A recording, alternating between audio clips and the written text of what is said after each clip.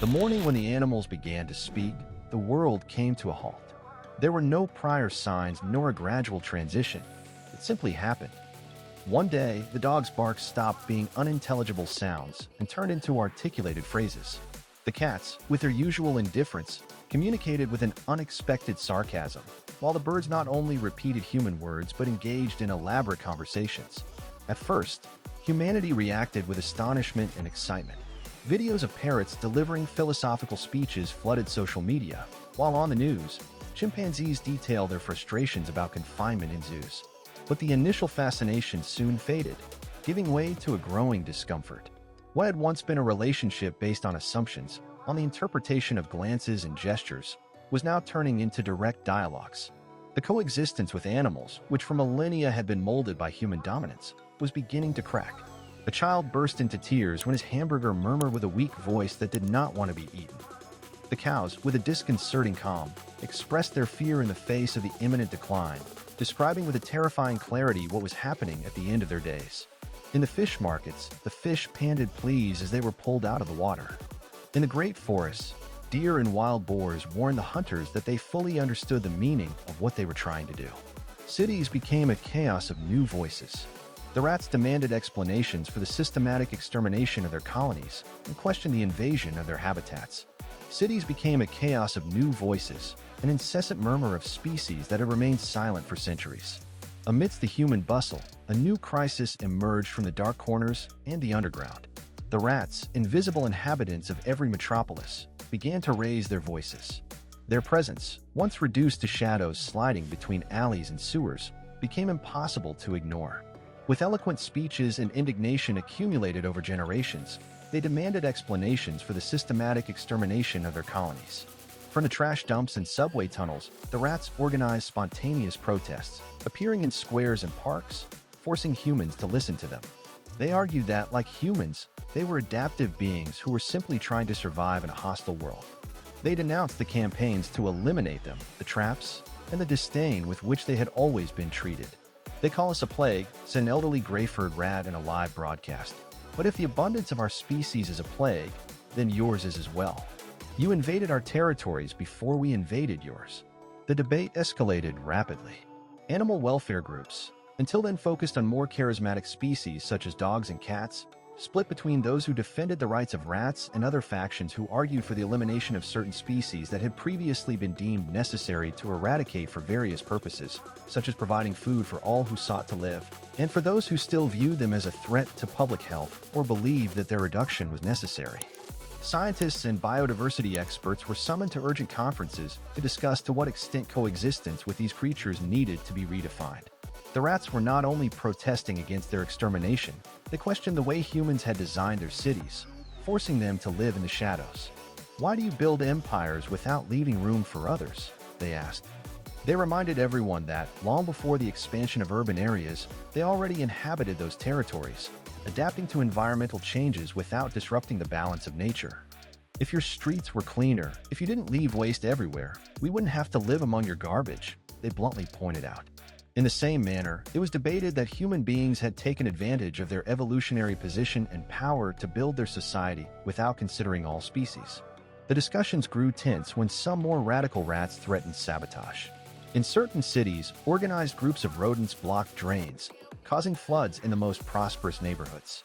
In an unprecedented incident, a colony of rats invaded the New York Stock Exchange, paralyzing transactions for an entire day. The action was interpreted as a symbolic move against human power and sparked philosophical debates about the class struggle between species. The conflict between rats, other species, and humans became a moral dilemma impossible to ignore. Were they merely pests, or victims of a system that had never considered them a legitimate part of the world? In every corner of every city, the question echoed with unexpected force: who were the real invaders? In the oceans, whales sang centuries-old laments, recounting tales of indiscriminate hunting and the pollution that was destroying their world. Dolphins revealed that for generations, they had tried to warn us about the dangers of plastic in the sea, but we had never known how to listen. In laboratories, experimental animals, their voices trembling, described the pain of every test to which they had been subjected. Scientists across the world halted their research, unable to ignore the pleas of their test subjects. Religions fell into crisis. Philosophers and theologians debated tirelessly. If animals were capable of speaking and reasoning, did that mean they had souls? Were they now equal to humans? In the courts, laws had to be rewritten. Police dogs testified about the misdeeds of criminals, describing crime scenes with precise detail. Elephants rescued from circuses sued their former owners for years of injustice.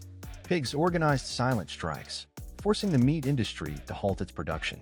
Millions of people abandoned meat consumption, unable to ignore the pleas of the animals they had once considered mere resources. Resistance to the new order was quick to emerge. While millions embraced the idea of coexistence based on respect and dialogue, there were those who saw the situation as an existential threat to humanity. Authoritarian governments, declining livestock industries, and ultra-conservative groups united in a crusade to restore the silence of the animal world. Their argument was simple.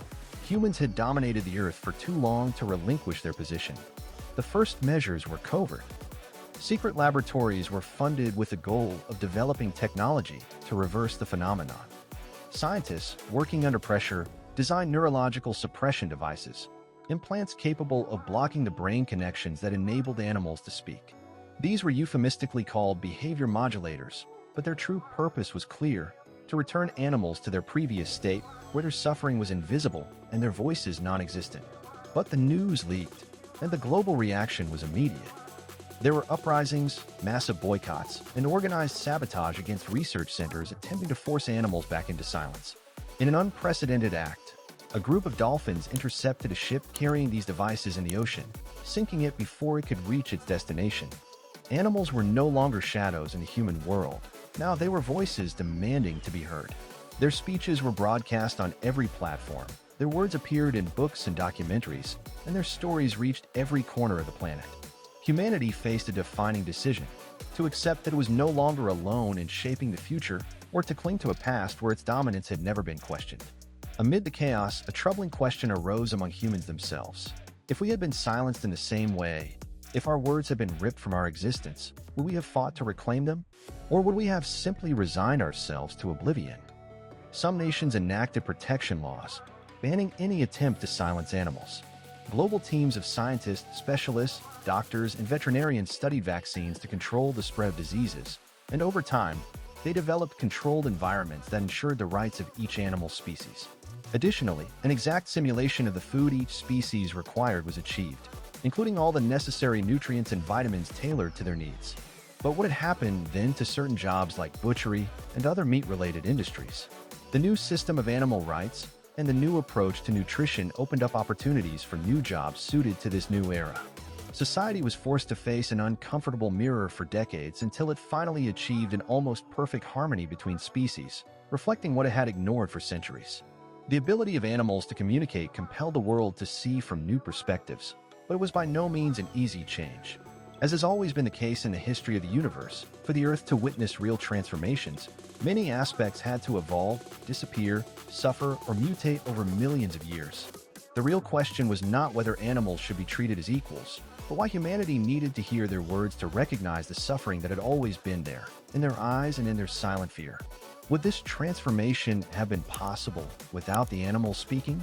Or did humanity, once again, need its own creation to force it to listen to what had always been there?